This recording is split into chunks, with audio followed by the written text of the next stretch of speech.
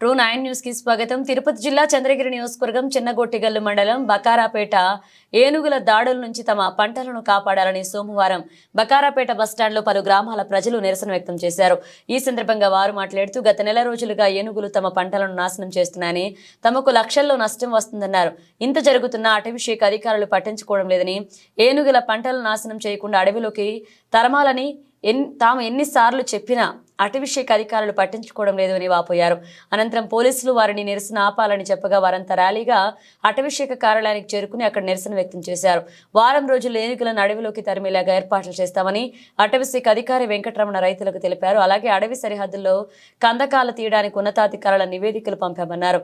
నష్టపరిహారం తమ పరిధిలోకి రాదని, ఉద్యానవన శాఖ అధికారులు వాటిని మదింపు చేయాలన్నారు.